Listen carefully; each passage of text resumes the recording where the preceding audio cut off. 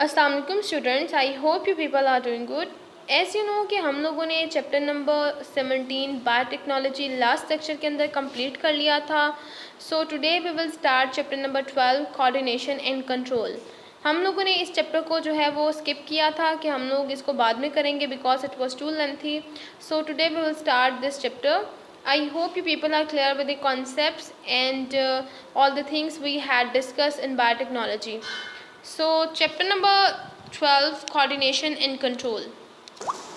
So chapter number 12 है coordination and control.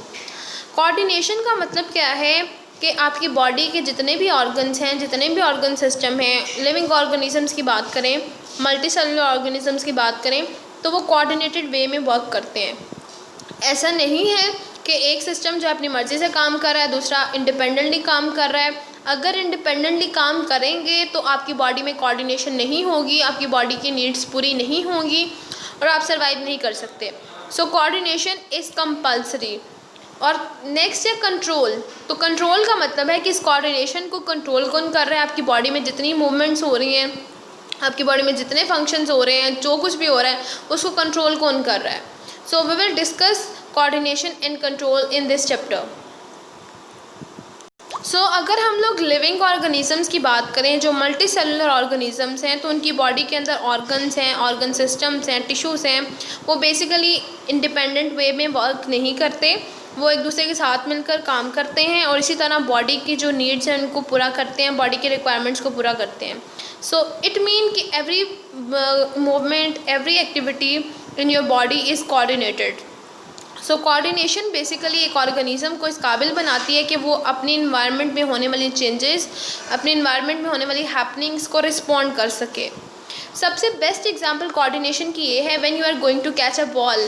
तो आप देखते हैं कि आप भाग रहे हैं, आपके लेग्स के मसल्स, आपके बैक के मसल्स और कैच करने के लिए आपके जो आर्म्स के मसल्स हैं सब इन्वॉल्व हैं। प्लस जब आप भाग रहे हैं तो आपका हार्ट रेट, आपका रेस्पिरेटरी रेट ये भी इंक्रीज़ हो जाता है। तो इसका मतलब आपकी बॉडी के दूसरे ऑर्गन्स भी इन्वॉल्व हैं। तो पूरी बॉडी जो है वो कोऑर्डिनेटेड वे में वर्क करती है और फिर वो एक्शन परफॉर्म होता है। So it means your body work as a unit and your life activities are controlled and coordinated. So there are basic two types of coordination in organisms. First one is nervous coordination and the second one is chemical coordination. Nervous coordination नाम से पता चल रहा है कि it is done और controlled by nervous system. आपके nervous system में आपका PNS और CNS आ जाते हैं, हम इनको डिटेल में डिस्कस करेंगे। CNS में आपका ब्रेन एंड स्पाइनल कोड आ जाता है। Chemical coordination basically endocrine system जो है उसके लिए रिस्पॉन्सिबल होता है। एंडोक्राइन सिस्टम बेसिकली आपका हार्मोनल सिस्टम होता है, आपके हार्मोन्स इसमें इन्वॉल्व होते हैं और हार्मोन्स बेसिकली केमिकल्स होते हैं जो आपकी रिप्रोडक्शन में, कोऑर्डिनेशन में, ग्रोथ में अपना रोल प्ले कर रहे होते हैं।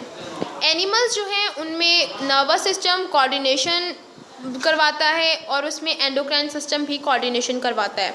बट जो प्लांट्स हैं उनकी बॉडीज़ में नर्वस सिस्टम नहीं होता, वहाँ पे कोऑर्डिनेशन जो है वो केमिकल्स के थ्रू होती है, एंडोक्राइन सिस्टम के थ्रू होती है। सो कोऑर्डिनेटेड एक्शन जो होता है उसके 5 कंपोनेंट्स हैं। ये अक्सर शॉर्ट क्वेश्चन भी आता है, कोऑर्डिनेशन की टाइप्स पे भी शॉर्ट क्वेश्चन आ जाता है। सो कोऑर्डिनेटेड एक्शन जो है इसके 5 कंपोनेंट्स हैं। First one is stimulus, second one is receptor, third one is coordinator, fourth one is effector and the last one is response. ये आपको सीक्वेंस में याद रखना है। सबसे पहले स्टिमुलस आता है, ठीक है। Stimulus could be light, touch, pressure, ठीक है, कोल्ड हो सकता है, टेम्परेचर हो सकता है। वो जाके क्या करेगा, रिसेप्टर्स को स्टिमुलेट करेगा। रिसेप्टर्स जो है वो मैसेज कोऑर्डिनेटर को भेजेंगे, कोऑर्डिनेटर क्या करेगा, मैसेज जो है वो इफेक्टर को भेजेगा कि अब क्या करना है और इफेक्टर जो है वो रिस्पॉन्स जनरेट करवा देगा। सो हम इनको बारी बारी सबको डिटेल में डिस्कस करते हैं कि स्टिमुलस क्या है, रिसेप्टर क्या है, कोऑर्डिनेटर, इफेक्टर एंड रिस्पॉन्स। सबसे पहले हम बात करते हैं स्टिमुलाई की। व्हाट इज स्टिमुलाई और स्टिमुलस? स्टिमुलस बेसिकली क्या है, it could be touch, light, pressure, जो क्या करता है लिविंग ऑर्गेनिजम्स में रिस्पॉन्स को जनरेट करता है। यू कैन सिंपली से स्टिमुलस बेसिकली कोई भी फैक्टर है जो रिस्पॉन्स जनरेट करवाता है।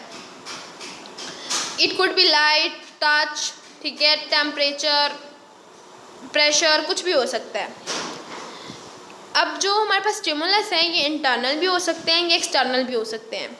इंटरनल जो है with in the body generate होगा और एक्सटर्नल जो है वो आउटसाइड से आएगा। For example heat, cold, pressure, sound waves, ठीक है, ये सारे जो हैं ये एक्सटर्नल हैं। ये सारे जो हैं ये एक्सटर्नल हैं बिकॉज़ ये एक्सटर्नल सोर्सेज से आ रहे हैं। इंटरनल में हार्मोन्स हो सकते हैं, ठीक है, हार्मोन्स एज अ स्टिमुलस काम करते हैं, या आपकी बॉडी के अंदर फॉर एग्जांपल ग्लूकोज जो है, कुछ केमिकल्स जो हैं वो एज अ स्टिमुलस काम करते हैं। ग्लूकोज फॉर इंस्टेंस जो है उसका लेवल इंक्रीज़ हो गया तो वो स्टिमुलेट कर देगा पैंक्रियाज को कि वो इंसुलिन को सिक्रीट करे। तो ये जो है वो बेसिकली ग्लूकोज एज अ जो है वो स्टिमुलस काम कर रहा है। तो आपकी बॉडी के अंदर से जो जनरेट होंगे केमिकल्स या स्टिमुलस वो इंटरनल होंगे, और जो बाहर एनवायरनमेंट से हो रहा है, एनवायरनमेंट में किसी किस्म के चेंज से आपकी बॉडी स्टिमुलेट हो रही है, रिस्पॉन्स जनरेट हो रहा है, तो वो एक्सटर्नल होंगे। नेक्स्ट है हमारे पास रिसेप्टर्स। तो रिसेप्टर्स क्या होते हैं? अब स्टिमुलस को डिटेक्ट करने के लिए स्पेशल ऑर्गन्स, टिश्यूज़ या सेल्स होते हैं आपकी बॉडी के अंदर, उनको हम बोलते हैं रिसेप्टर्स। फॉर एग्ज़ाम्पल अगर हम बात करें साउंड वेव्स की, तो साउंड जो है वो एज अ स्टिमुलस काम करता है और उसको डिटेक्ट करते हैं आपकी ईयर्स। लाइट है एज अ स्टिमुलस काम करती है और उसको डिटेक्ट करती हैं आपकी आइज़, तो इसका मतलब आइज़ रिसेप्टर्स है। केमिकल्स जो हैं एयर के अंदर वो आपकी नोज़ डिटेक्ट करती है, तो इसका मतलब नोज़ जो है वो रिसेप्टर है, केमिकल्स स्टिमुलस है। इसी तरह बहुत से स्टिमुलस होते हैं और उनको रिसीव करने वाले जो ऑर्गन्स होते हैं, टिश्यूज़ होते हैं, सेल्स होते हैं, डिटेक्ट करने वाले, उनको हम रिसेप्टर्स बोलते हैं। कोऑर्डिनेटर्स। कोऑर्डिनेटर्स क्या होते हैं? बेसिकली स्टिमुलस आया, उसने रिसेप्टर को जो है वो क्या कर दिया, स्टिमुलेट कर दिया, रिसेप्टर ने उसको डिटेक्ट किया। अब डिटेक्ट करने के बाद क्या करेगा, वो उसको कोऑर्डिनेटर के पास भेज देगा। कोऑर्डिनेटर्स बेसिकली वो ऑर्गन्स हैं जो रिसेप्टर से इंफॉर्मेशन को रिसीव करते हैं और उसके बाद मैसेज जो है वो पार्टिकुलर ऑर्गन को भेजते हैं ताकि वो अपना एक्शन परफॉर्म कर सके। नर्वस कोऑर्डिनेशन जो है उसमें ब्रेन और स्पाइनल कॉर्ड एज कोऑर्डिनेटर काम करते हैं। वो क्या करते हैं, रिसीव करते हैं इंफॉर्मेशन को फ्रॉम रिसेप्टर्स और देन जो है मैसेज भेजते हैं through neurons in the form of nerve impulses, ठीक है। और दूसरी तरफ अगर हम केमिकल कोऑर्डिनेशन की बात करें तो केमिकल कोऑर्डिनेशन में एंडोक्राइन ग्लैंड्स इन्वॉल्व होते हैं, वो एज अ कोऑर्डिनेटर काम करते हैं। तो एंडोक्राइन सिस्टम में क्या होता है, वो इन्फॉर्मेशन जो है जो रिसेप्टर से रिसीव करते हैं वो जाती है हमारे पास in the form of chemicals और फिर जाके जो है वो क्या करती हैं, एंडोक्राइन ग्लैंड्स जो है उसके ऊपर एक्शन देती है। एंडोक्राइन ग्लैंड्स जो हैं वो सेक्रेट करते हैं particular hormones in the form of chemicals और उनको जो है ब्लड में भेज देते हैं और फिर वो एक्शन जो है वो सर्टन एक्शन जिस एक्शन के लिए वो रिलीज़ होते हैं, सेक्रेट होते हैं, वो पूरा हो जाता है। फॉर एग्ज़ाम्पल बेस्ट एग्ज़ाम्पल ये है कि जब आप घर में फॉर इंस्टेंस आपने चाय ऊपर रखी हुई है और बाई चांस आपका हाथ जो है वो केटल को लग गया है, तो क्या होता है, आपका हाथ ऑटोमेटिकली पीछे हो जाता है। अब ये भी एक कोऑर्डिनेटेड एक्शन है। बेसिकली वो जो टेम्परेचर था, वो हीट थी, वो एज अ स्टिमुलस काम करती है। आपकी स्किन के रिसेप्टर्स ने उनको डिटेक्ट किया, डिटेक्ट करने के बाद कोऑर्डिनेटर के पास भेजा, कोऑर्डिनेटर ने मैसेज आपके मसल को भेजा, ठीक है, आपके हैंड के मसल को भेजा कि अपना हाथ पीछे कर लो, ठीक है, कि पीछे बैकवर्ड मूवमेंट हो जाए। तो बैकवर्ड मूवमेंट हुई तो रिस्पॉन्स जनरेट हो गया, तो ये कोऑर्डिनेटेड एक्शन है। नेक्स्ट बात करते हैं इफेक्टर्स की। तो इफेक्टर्स क्या होते हैं, बेसिकली ये बॉडी पार्ट, वो बॉडी पार्ट हैं जो कोऑर्डिनेटर से मैसेज को रिसीव करेंगे और सर्टन पार्टिकुलर रिस्पॉन्स जनरेट करेंगे। नर्वस कोऑर्डिनेशन में जो न्यूरॉन्स हैं वो मैसेज को कैरी करते हैं फ्रॉम कोऑर्डिनेटर्स। न्यूरॉन्स जो हैं बेसिकली आपको पता है आपके नर्वस सिस्टम के यूनिट्स हैं, तो वो कोऑर्डिनेटर ब्रेन या स्पाइनल कॉर्ड से जो है वो मैसेज लेंगे और उसको मसल्स या ग्लैंड्स को भेजेंगे। तो आपकी बॉडी के जो मसल्स हैं, ग्लैंड्स हैं, ये एज अ इफेक्टर काम करते हैं। अगर नर्वस कोऑर्डिनेशन है तो मसल्स इफेक्टर होंगे और अगर केमिकल कोऑर्डिनेशन है तो उसमें जो है ग्लैंड्स एज अ इफेक्टर काम करेंगे या फिर जो टारगेट टिश्यूज़ हैं वो ऐसा काम करेंगे factors. For some hormones, nephrons act as effectors. Similarly, bones and livers act as effector for many hormones. ठीक है, तो बहुत से हार्मोन्स के लिए जो बोन्स और लिवर जो है वो भी एज ए फैक्टर काम करते हैं। और इसके अलावा नेफ्रॉन जो है वो किडनी का यूनिट है, वो भी ऐसे फैक्टर काम करते हैं। नेक्स्ट बात आती है रिस्पॉन्स की।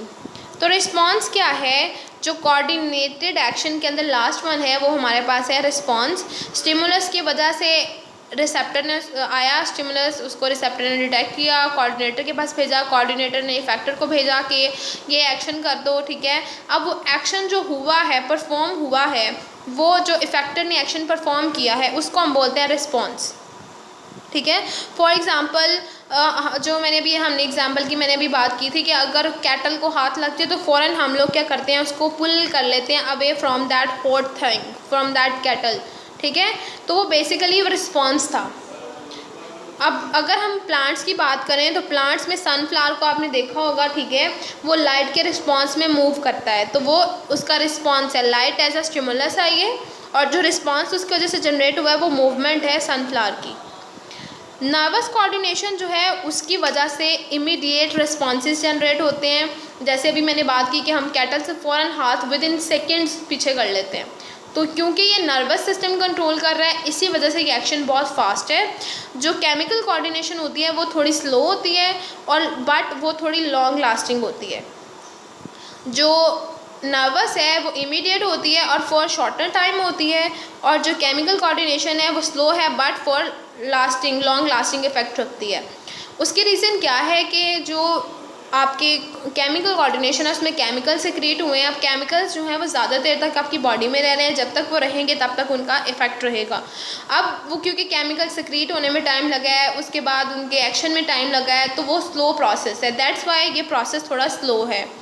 और जो न्यूरॉन्स हैं क्योंकि उसमें blink within blink of eye जो है वो एक्शन परफॉर्म हो जाता है, फ़ौरन जो है मैसेज जाता है न्यूरॉन के थ्रू, इलेक्ट्रिकल इम्पल्सेस के थ्रू, तो इसी वजह से वो जो है वो इमीडिएट रिस्पॉन्स होता है। सो यू कैन सी यहाँ पे उन्होंने जो है वो नर्वस और केमिकल कोऑर्डिनेशन दोनों तरह के कोऑर्डिनेशन के बारे में बात की है। नर्वस कोऑर्डिनेशन में देखें स्टिमुलस आया, ठीक है, उसको रिसेप्टर ने सेंस किया। Receptor could be an organ, could be a tissue और सेल, ठीक है। अब रिसेप्टर ने उसको रिसीव किया, रिसीव करने के बाद मैसेज जो है वो कोऑर्डिनेटर को भेज दिया। अब कोऑर्डिनेटर ब्रेन है या स्पाइनल कोड है in case of nervous coordination, ठीक है। और ये मैसेज जा किसके थ्रू जा रहा है? नर्व इम्पल्सेस के थ्रू जा रहा है और न्यूरॉन्स इसमें इन्वॉल्व है, ठीक है। अब ब्रेन और स्पाइनल कोड के पास चला गया, कोऑर्डिनेटर के तौर पे जो काम कर रहे हैं वहाँ से जो है वो नर्व इम्पल्स भेजेंगे और वो इफेक्टर पे जाएगी। इफेक्टर कुड बी मसल और ग्लैंड, ठीक है, और वो रिस्पॉन्स जनरेट कर देगा। नेक्स्ट बात करते हैं केमिकल कोऑर्डिनेशन की। तो केमिकल कोऑर्डिनेशन में स्टिमुलस आया, ठीक है, रिसेप्टर ने उसको रिसीव किया, डिटेक्ट किया। अब देख सकते हैं यहाँ पे न्यूरॉन कहीं भी नहीं है, यहाँ पे केमिकल है या ब्लड है, ठीक है। तो रिसेप्टर ने इसको रिसीव किया, उसके बाद उसने कुछ केमिकल सिक्रीट किए जो ब्लड के थ्रू जो है वो एंडोक्राइन ग्लैंड तक गए। अब वो जब एंडोक्राइन ग्लैंड तक जाएंगे तो वहाँ पर जाके एंडोक्राइन ग्लैंड को स्टिमुलेट कर देंगे। उसको जब स्टिमुलेट कर देंगे तो एंडोक्राइन ग्लैंड जो है वो क्या करेगा? हार्मोन प्रोड्यूस करेगा। वो हार्मोन जो है वो इफेक्टर पे जाएगा। इफेक्टर बोन हो सकता है, लिवर हो सकता है, ठीक है, कोई भी बॉडी का जो है पार्ट हो सकता है जहाँ पर एक्शन रिक्वायर्ड है। तो उसकी वजह से क्या हो जाएगा? रिस्पॉन्स जनरेट हो जाएगा, ठीक है। मतलब फॉर एग्जांपल कुछ हार्मोन्स जो हैं वो कैल्शियम की डेपोजिशन कराते हैं बोन्स के अंदर, तो वो केमिकल जब सिक्रीट होगा तो क्या होगा? बोन में जो है कैल्शियम की डेपोजिशन होना शुरू हो जाएगी। तो this is all about nervous and chemical coordination. इसके बाद हम लोग नेक्स्ट लेक्चर में इंशाल्लाह बाकी टॉपिक्स को जो हैं वो देखेंगे, नेक्स्ट के क्या क्या है, किस तरह कोऑर्डिनेशन होती है, किस तरह की स्ट्रक्चर्स होती हैं, किस तरह ये सारा एक्शन परफॉर्म होता है।